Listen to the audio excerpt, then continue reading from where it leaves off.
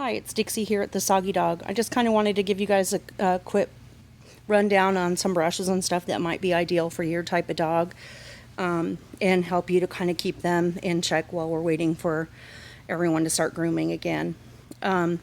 So there's some different things you can use. So if your dog, you just want to like freshen them up a little bit, they do have waterless shampoos. This is one that we happen to have here in the store. Speed Groom, you just spray it right on those dirty areas, spray it good and scrub it. It'll get foamy, and then you just wipe it off with a towel, and then you can brush out afterwards. We also have Quicker Slicker, which is something that helps with tangles and that kind of stuff. This is actually like a detangler and a conditioning spray. And then we have also the Scouts Honor detangler. I like that one. It smells really good, and it's very moisturizing for the dog. Also, you'll probably want to have a spray bottle with some water so you can mist the coat if it's staticky. For me, I have Shelties, and they are in the shedding season, and their coat gets staticky when you start trying to brush all that dead hair out. So the water is really nice to mist on it as you're going along. Or the detanglers are good too. Some people like to use a cologne. There are colognes. The only thing I would say about the cologne is not to put it on too heavy, because you don't want to get it on their skin, because it would be drying. It does have alcohol in it, so it dries fast. The other thing you could do is if your dog was really dirty and you needed to just kind of get some of that odor out.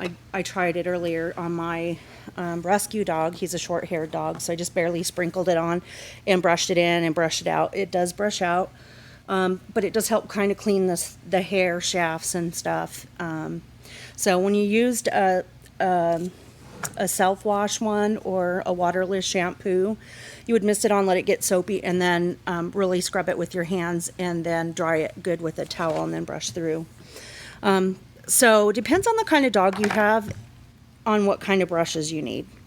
So if you have a short-haired breed, like a Pitty or a Boston or anything that has short hair, these are good brushes for them. They're really rubbery and soft, and they help grab some of the loose hairs, and they don't scratch their skin and that kind of stuff. Or this type of brush too. This is not one that we normally use here in the shop because they're hard to get clean, but it's a boar bristle brush, and it really helps just brush through those fine hairs. And this one works really good if you just sprinkle a little bit of baby powder on the dog and brush it back and forth. It'll shine the coat, and it'll get rid of some of the odor and that kind of stuff. So then we have nail clippers if you need to do nails. There's different types out there. This is one you guys will see our groomer use a lot here in the store on our medium to small dogs. They're very comfortable for her, and I think they cut really well. These are usually used on a big dog, and then these are ones that I really like on my bigger nails, just because I think that they cut better, just my opinion. And then we have a bunch of different types of slicker brushes. Slicker brushes come in varying sizes and all of that, and it really depends on the dog that you're brushing. I'm going to turn these sideways so you can kind of see the pins lengths, how they are different. So when you're choosing a brush for your dog, you want to use one that has the right pin lengths for your dog. If your hair's really thick and you have to really get down in there, then this one is probably a good one for, even on the Sheltie around the neck. The hairs are really thick. That's a good place for that. But on the body, a medium one is good. So, and there also are different ones with the pins are harder versus and softer.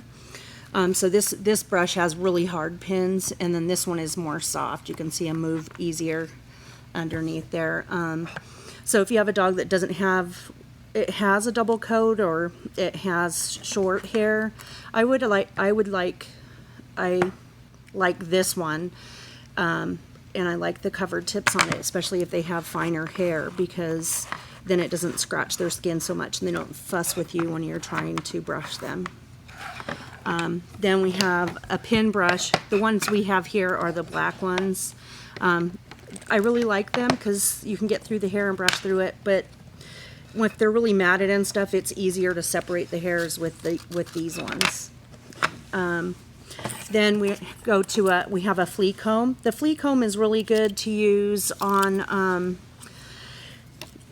in front of the eyes where they get the goopy stuff in their eyes. That'll help clean it up there, or on their bum where they might have a little piece of poop stuck or something. Those are really good for that. This is a shedding rake, and it helps to get out the loose hair in the longer coated dogs. And then there's different types of combs. You would just choose the type of comb that would work best for your dog. Oftentimes you'll see the groomer with one of these. They'll brush through with all the other things, and then they test it with the comb to make sure that it's that the mats and stuff are out. So you would just choose a comb that's appropriate for your dog and go from there. And then these are things that we use a lot in our Shelties. You don't see them a lot around the shop because they are sharp, and we don't put them out unless somebody really needs them, and we can kind of guide them. So as you can see on this one, it's got like little fingers that come off of it. They are sharp, so you would use it by putting your thumb on it and brushing through that hair. And what it does is it cuts through the mat, and it lets you get that mat out without taking a pair of scissors and just cutting it off. So it kind of thins through it and gets it through. And these kind of do the same thing. A lot of the groomers like to use these when they're the dog is shedding. So you just break across the dog's back. This is a mat breaker. This is a mat breaker, and then they call this a rake, is what they call that. Anyway, and then the other thing you might need is a pair of scissors to just clip off those extra long hairs underneath their feet. I like the rounded tip one, so then you're not poking the dog. Or they have thinners out there to just kind of help break up some of those mats. You can cut, make little steps in the hair that's matted with it. So so those are some of the tools that you could use. Or if you have, like I said, if you have a dog with short hair, the rubber ones are really good for them. Okay, there's our tools. Thanks.